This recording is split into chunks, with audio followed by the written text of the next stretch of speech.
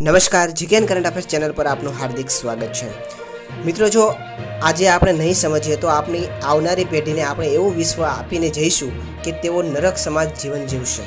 આજથી માત્ર 79 વર્ષ એટલે કે 2100ની સાલમાં ભારતના 12 દરિયા કિનારાના શહેરો 3 ફૂટ પાણીમાં ગરકાવ થઈ જવાની શક્યતામાં છે।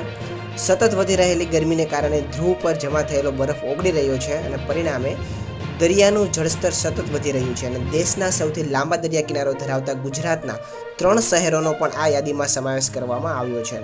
અને મિત્રો, આ રિપોર્ટમાં નાસાના સી લેવલ પ્રોજેક્શન ટૂલ દ્વારા આપવામાં આવ્યો છે। ગ્લોબલ વોર્મિંગની અસરતાને કારણે ભારતમાં ગુજરાતના ભાવનગર, કંડલા અને ઓખા ઉપરાંત ચેન્નઈ, કોચી જેવા શહેરોનો દરિયો સતત આગળ વધી રહ્યો છે અને દરિયા કિનારા ઘટી રહ્યા છે। દરિયા કિનારે રહેતા લોકોએ ટૂંક સમયમાં સુરક્ષિત સ્થળો પર ખસી જવું પડશે અને દરિયાની સપાટીમાં 3 ફૂટ પાણી વધવાનો અર્થ છે કે સેંકડો કિલોમીટર વિસ્તારોમાં તારાજી સર્જાવાની છે।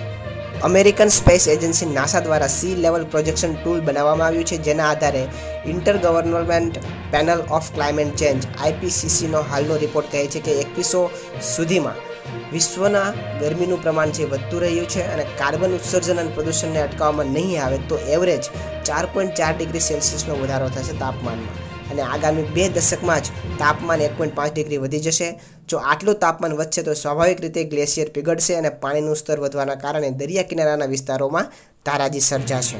તો મિત્રો, આવી રીતના અમેરિકા દ્વારા ચેતવણી આપવામાં આવી છે કે ગુજરાતના 3 શહેરો ભાવનગર, કંડલા અને ઓખા આ 3 શહેરો 3 ફૂટ પાણીની અંદર ગરકાવ થઈ જશે।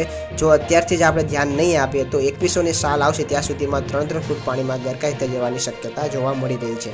તો મિત્રો, આ હતા સૌથી મહત્વના સમાચાર। વિડીયો પસંદ આવ્યો હોય તો વિડીયોને લાઇક કરજો, શેર કરજો બધા લોકો સુધી આ માહિતીને, અને આવી જ નવી અપડેટ જોવા માટે આપણી ચેનલ સાથે જોડાઈ રહેજો। એટલા માટે ચેનલને સબસ્ક્રાઇબ કરવાનું ના ભૂલતા। ધન્યવાદ।